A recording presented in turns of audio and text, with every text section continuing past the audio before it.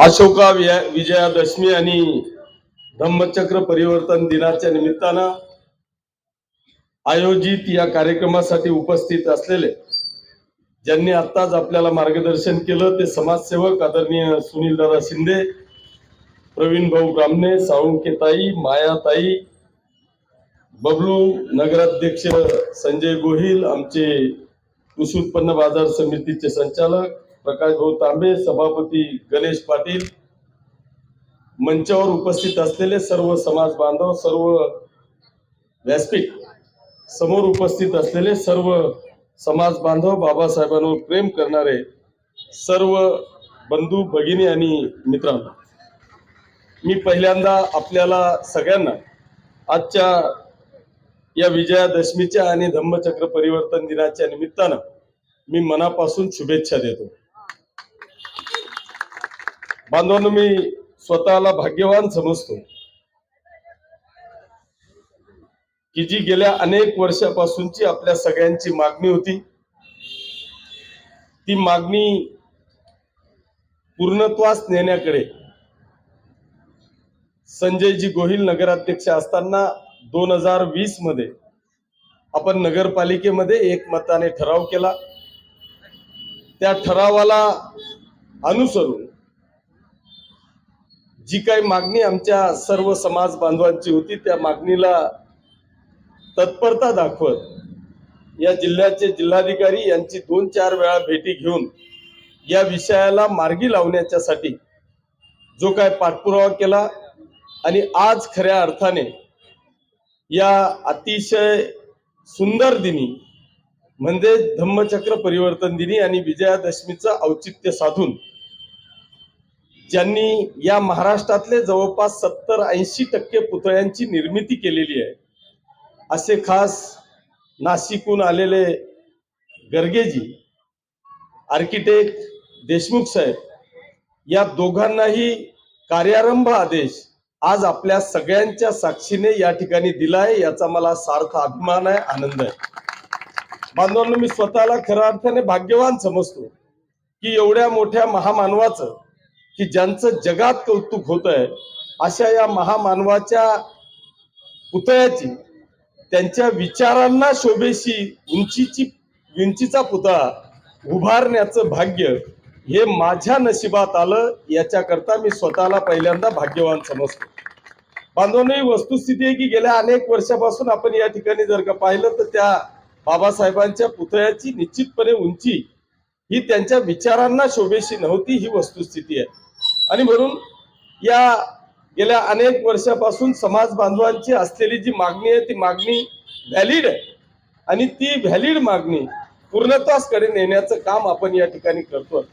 माझा प्रयत्न असा होता की आपल्याला आचारसंहिता लागायच्या आधी या पुतळ्याची निर्मिती आपल्याला करता येईल का, परंतु दुर्दैवाने मागच्या काळात छत्रपती शिवाजी महाराजांच्या पुतळ्याची जी काही घटना आपण सगळ्यांनी पाहिली, त्या काळापासून या महाराष्ट्रातल्या सगळ्या ज्या काही एजन्सीज असतील, या सगळ्या एजन्सीज आता ताकही फुंकून पेण्याचं काम या संपूर्ण महाराष्ट्रामध्ये सगळे अधिकारी असतील, सगळे मूर्तिकार असतील, हे सगळेजण आता फुंकून ताक पेण्याचं काम या ठिकाणी करतायत। आणि वस्तुस्थिती आहे की आपण ज्या पुतळ्याची निर्मिती करतोय याचे नियम जर का आपण सगळे पाहिले, कारण ह्या पुतळ्याची आपल्याला नवीन काही परवानगी घेण्याची आवश्यकता नव्हती, फक्त पुतळा आपल्याला बदलायचा आहे याची परवानगी वगैरे सगळी आहे। आणि म्हणून माझा प्रयत्न असा होता की माननीय जिल्हाधिकारी महोदयांना सांगून आपण तातडीने नगरपालिकेत, कारण याला विधानसभेचा निधी देता येत नाही, याला शासनाकडून निधी मिळत नाही, याच्यासाठी नगरपालिकेच्या माध्यमातून जो काही निधी आहे त्याला तातडीने उभा करून आपल्याला पुतळा उभा करता येईल का। मग परिस्थिती पाहिली की नगरपालिकेची परिस्थिती नव्हती। मी जिल्हाधिकाऱ्यांना विनंती केली की जर तुम्ही तातडीने आम्हाला परवानगी देणार असाल तर कदाचित माझ्या खिशातूनही पैसा टाकायची वेळ आली तरी चालेल, पण बाबासाहेबांचा पुतळा उभा राहिला पाहिजे। आणि त्यानंतर आम्ही नाशिकचे जे गर्गेजी आहेत की ज्यांनी या महाराष्ट्रातल्या 70-80% पुतळ्यांची निर्मिती केलेली आहे, त्यांच्याशी चर्चा केली, परंतु त्यांनी आम्हाला विनंती केली की आपल्याला खऱ्या अर्थाने जर का भविष्यातल्या 25-50 वर्ष या पुतळ्याकडे पाहायचं नसेल तर मला असं वाटतं की तुम्ही मला वेळ द्यावा. कारण जी काय घटना घडते, त्यांनी ज्या नाशिकच्या पुतळ्याची परिस्थिती पाहिली ते स्वतः त्याच्यातले जाणकार आहेत. तेच काम त्यांच्याकडे सुद्धा आलेलं होतं आणि त्यांनी फक्त टाइमा करता मला पाहिजे असलेला वेळ जर का तुम्ही मला देणार असाल तरच मी हे काम घेतो, अन्यथा मी घेत नाही, अशा पद्धतीची विनंती त्यांनी केली आणि त्यांच्याकडे आलेलं काम त्यांनी नाकारलं. आणि म्हणून मी देखील आपल्या समाज बांधवाती शिष्टमंडळाला, प्रवीणजी आणि यांना सगळ्यांना मी सांगितलं की आपण उगाच घाई करण्यापेक्षा याला कुठेही गालबोट लागणार नाही. येणाऱ्या भविष्यातल्या 25-50 वर्ष म्हणजे त्यांनी एक सुंदर असा पुतळा की जो महाराष्ट्रात काहीतरी आगळा वेगळा असेल असं जर का आपल्याला करायचं असेल तर मला वाटतं आपल्याला वेळ दिला गेला पाहिजे. आणि म्हणून आम्ही त्यांना पाहिजे तेवढा वेळ या ठिकाणी दिला आणि आज त्याचा मुहूर्तमेळ होतोय. येणाऱ्या काळामध्ये कुठल्याही प्रकारचं गालबोट लागणार नाही याची काळजी आपण सगळेजण या ठिकाणी घेणार आहोत. याच्यामध्ये कारण फक्त पुतळा आणायचा आणि बसवायचा एवढंच काम नाही, तर पूर्वीचा पुतळा काढून त्यांना सन्मानाने आपल्याला कुठे, कारण त्याचे जप्तीचे याचे त्याचे अनेक कायदे आहेत आणि त्या सन्मानाने आपल्याला ह्या पुतळ्याला कुठेतरी दुसरीकडे काहीतरी देता येईल का, त्या पुतळ्याची विटंबना होणार नाही याची काळजी आपल्याला सगळ्यांना घ्यावी लागणार आहे. हा पुतळा बसवताना नुसता आणून तिथे ठेवायचा नाही, तर हे खालचं सगळं स्ट्रक्चर सुद्धा आपल्याला नव्याने त्या ठिकाणी उभं करावं लागणार आहे. त्या स्ट्रक्चर बरोबरच आता आपण जी काही मागणी केली की या ठिकाणी थोडीशी ह्या बाजूने आपल्याला जागा वाढवता येईल का, निश्चितपणे मी तर खरं म्हणजे इथल्या असलेल्या शॉपिंग कॉम्प्लेक्सच्या व्यापारी बांधवांनाही मनापासून धन्यवाद देईल की त्यांनी आपल्या स्वतःच्या व्यवसायाची पर्वा न करता, बाबासाहेबांच्या पुतळ्याकरता कुठेही आडावेडा न करता आपल्याला 100% सहकार्य आजूबाजूच्या व्यापारी बांधवांनी सुद्धा केलेलं आहे. त्यांचं देखील मी मनापासून अभिनंदन करतो. आणि जे जे आपल्याला शक्य असेल या पुतळ्याच्या सर्वांगीण विकासासाठी जे जे काय करणं शक्य असेल ते 100% या ठिकाणी करूच.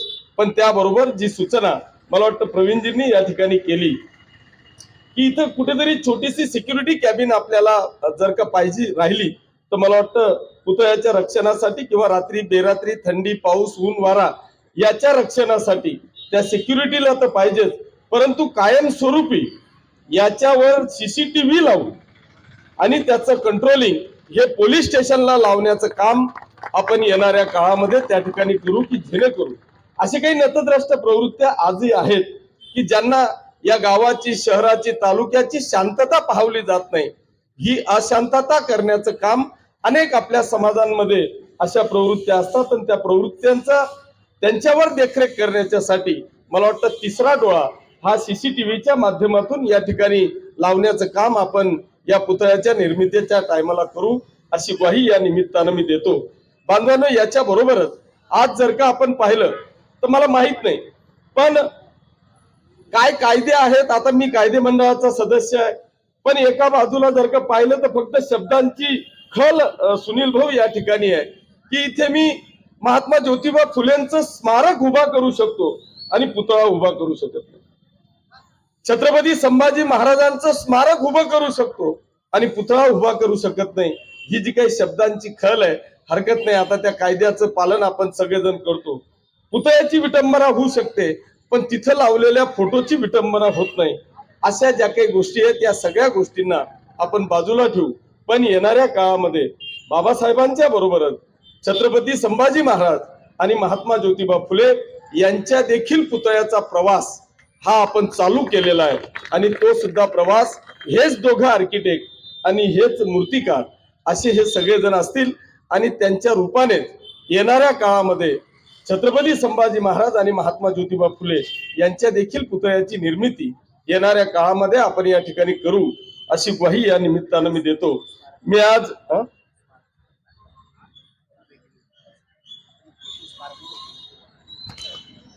हरकत नाही, आता अनेक सूचना येत आहेत पण त्या सूचनाचं पालनही करायचं आहे. पण परिस्थिती अशी आहे, माझी आज 10 वाजेची मोठ्या पुलाचं भूमिपूजन मायजीला होतं, आता 11:30 इथे होत आहे. त्याच्यामुळे जेवढा घाम मला फुटतोय ना तेवढा तिथं उभे राहणाऱ्यांनाही फुटतोय. त्याच्यामुळे निश्चितपणे अनेक विकास कामं आहेत परंतु माझी एकच आपल्याला इथं समाज बांधवांना विनंती आहे की मी लोकसभेला पाहिलं की काही लोकांनी एक खोटा नरेटिव्ह पसरवण्याचं काम या महाराष्ट्रात आणि देशात केलं की हे जर का आले तर हे संविधान बदलेल, अशा पद्धतीचं खोटं नरेटिव्ह पसरवण्याचं काम या संपूर्ण महाराष्ट्रामध्ये आणि देशामध्ये केलं। या मतदारसंघाचा आमदार म्हणून, बाबासाहेबांचा अनुयायी म्हणून मी आपल्याला या निमित्तानं मी सांगतो की मी या विधानसभेचा सदस्य म्हणून या सर्व समाज बांधवांना या ठिकाणी ग्वाही देऊ इच्छितो की जोपर्यंत या राज्याचे मुख्यमंत्री एकनाथजी शिंदे साहेब हा किशोरप्पा या आमदार म्हणून आपल्याला ग्वाही देतो की या महाराष्ट्रामध्ये आणि या देशामध्ये कोणीही या संविधानाला नुसता हात लावण्याची जरी हिंमत केली ना तर त्याच्या पाठीशी त्याच्या या समाजाच्या एक पाऊल पुढे हा किशोरप्पा तुमच्या पुढे उभा राहील, अशा पद्धतीची ग्वाही देतो। मी आजच्या या दिनाच्या निमित्तानं या ठिकाणी आपल्याला सांगतो की या पाचोरा आणि भडगाव तालुक्यातले जेवढे आमचे समाज बांधवांचे घर आहेत, या संविधानाची शपथ घेऊन या संविधानाला वाचवण्याकरता या पाचोरा आणि भडगाव तालुक्यातल्या प्रत्येक घरी या संविधानाची प्रतिमा आजपासून प्रत्येक घराघरापर्यंत पोहोचवण्याचं काम आमचे तमाम कार्यकर्ते या ठिकाणी करतील, अशी ग्वाही या निमित्तानं मी देतो। पुन्हा एकदा आपल्याला सगळ्यांना मनपूर्वक शुभेच्छा देतो आणि थांबतो। जय हिंद, जय महाराष्ट्र, जय भीम। धन्यवाद आप्पासाहेब। मी यानंतर फक्त एक 2 मिनिटं घेतो। आमचे कष्टकरी सहकारी अनुराग खेडकर व मयूर ब्राह्मणे या दोघींना वरती बोलवतो मी। त्यांचा दोघींचा मंगलमय वाढदिवस काल झालेला आहे व मयूरचा आज आहे। अनुराग भाऊ खेडकर लवकर वरती या आणि मयूर भाऊ ब्राह्मणे तुम्ही देखील लवकर वरती या, आप्पांना थोडी घाई आहे, लवकर वरती या। आप्पासाहेब दोघींच्या वाढदिवसानिमित्ताने त्यांचा सत्कार करीत आहेत। कार्यक्रमाच्या नंतर आपण या ठिकाणी खीरदानाचा देखील कार्यक्रम ठेवलेला आहे। सर्वांनी खीर घेतल्याशिवाय कोणीही इथून जाऊ नये। आजच्या या कार्यक्रमानिमित्तानं